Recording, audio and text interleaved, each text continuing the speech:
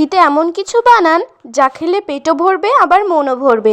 সত্যি বলছি, এই জলখাবারটা একদিন হলেও বাড়িতে বানিয়ে দেখবেন। এটার এতটা স্বাদ আপনারা খেলে কখনো ভুলতে পারবেন না। তো চলুন ভিডিওটা শুরু করা যাক। প্রথমেই দেখুন এখানে আমি 1 কাপ সুজি নিয়ে নিচ্ছি আর দিয়ে দিচ্ছি একটা টক দই। এবার আমি এখানে অল্প একটু জল আর লবণ দিয়ে এগুলোকে খুব ভালো করে মিক্স করে নেব। আর দিয়ে দিচ্ছি একটু সাদা তেল। এগুলোকে খুব ভালো করে মিক্স করে নিতে হবে।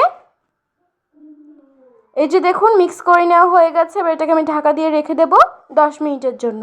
ততক্ষণে আমি পুরটা বানিয়ে নেব। পুরটা বানানোর জন্য কড়াইতে আমি সাদা তেল আর সরিষা আর 2টো তেজপাতা দিয়ে দিচ্ছি। এগুলোকে দেওয়ার পরে ভেজে নিয়েছি। ভেজে নেওয়ার পরে লবণ, রসুন আর আদা বাটা, লঙ্কা গুঁড়ো, হলুদ গুঁড়ো এগুলোকে দেওয়ার পরে খুব ভালো করে কিন্তু আমি মিক্স করে নিচ্ছি। মিক্স করে নেওয়ার পরে এই যে দেখুন আমি আগে থেকেই কিন্তু আলুগুলোকে সেদ্ধ করে নিয়েছিলাম।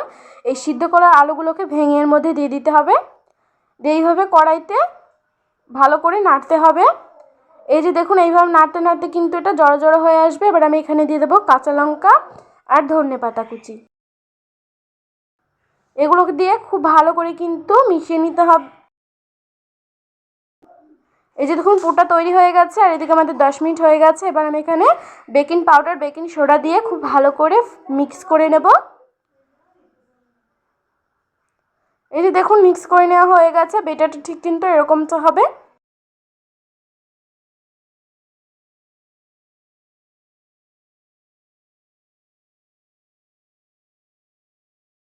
এই যে দেখুন এখানে আমি একটা থালা নিয়েছি। এই থালাতে আমি অল্প একটু তেল দিয়ে তেলটাকে ব্রাশ করে নেব। খুব ভালোভাবে তেলটাকে কিন্তু ব্রাশ করে নিয়েছি। এবার আমি এখানে যে সুজির ব্যাটারটা তৈরি করে রেখেছিলাম সেটাকে দিয়ে দেব। দিয়ে এটাকে থালে খুব ভালো করে সেট করে নেব। এই যে দেখুন খুব ভালো করে কিন্তু আমি সেট করে নিয়েছি। আর এখানে আমি কড়াইতে কিন্তু জল দিয়ে দিচ্ছি। এবার এই থালাটা বসিয়ে দিয়ে ঢাকা দিয়ে রেখে দেব 10 মিনিটের জন্য। দেখুন 10 মিনিট পর ফিরে এসেছি। দেখুন এটা কতটা ফুলে ডাবল হয়ে গেছে। এটা একটা কাঠির সাহায্যে আমি চেক করে নিলাম। দেখুন একটুও কিন্তু লেগে যায়নি। এটা কিন্তু আমাদের একদম পারফেক্টভাবে তৈরি হয়ে গেছে। এবার আমি এটাকে নামিয়ে নিয়েছি। নামিয়ে নেওয়ার পরে এটাকে আমি ঠান্ডা করে নিয়েছি। এবার এটাকে আমি চাকুর সাহায্যে পিস পিস করে কেটে নেব। এই যে দেখুন এটাকে ঠিক এরকম করে কেটে নিতে হবে।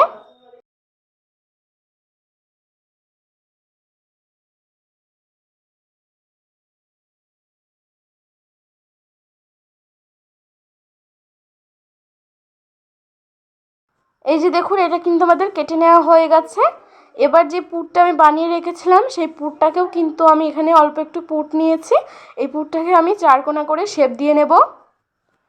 দেখুন 4 কোণা করে শেপ দিয়ে নিয়েছি। এবার এই পুরটা এর উপরে দিয়ে দেব। দিয়ে এর উপরে এই পুরের উপরে আবারও একটা পিস দিয়ে দেব। এই যে দেখুন আরও একটা পিস কিন্তু ওপর দিয়ে দিলাম। এই যে দেখুন এটা কিন্তু আমাদের তৈরি হয়ে গেছে।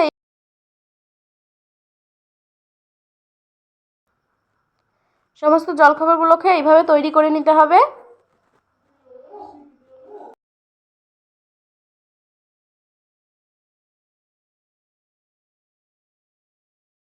দেখুন সমস্ত জলখাবারগুলো তৈরি করে নেওয়া হয়ে গেছে। আর এদিকে আমি কড়াইতে অল্প একটু ঘি দিয়ে এটাকে খুব ভালো করে ব্রাশ করে নিয়েছি। এবার আমি এগুলো উল্টে পাল্টে কিন্তু ভেজে নেব। এই যে দেখুন এইভাবে কিন্তু সমস্ত জলখাবারগুলোকে ভেজে নিতে হবে। এখানে কিন্তু আমি ঘি দিয়েই ভেজেছি।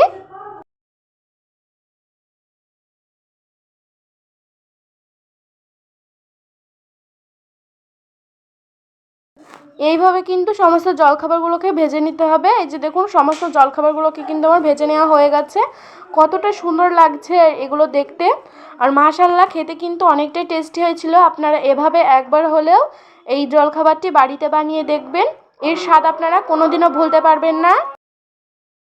ভিডিওটা কেমন হয়েছে অবশ্যই কমেন্টের মাধ্যমে জানাবেন। আর আমাদের এই ভিডিওটি কে কোন জেলা থেকে দেখছেন অবশ্যই কমেন্ট করবেন। তো ভিডিওটা আজ আমি এখানেই শেষ করছি। আল্লাহ হাফেজ।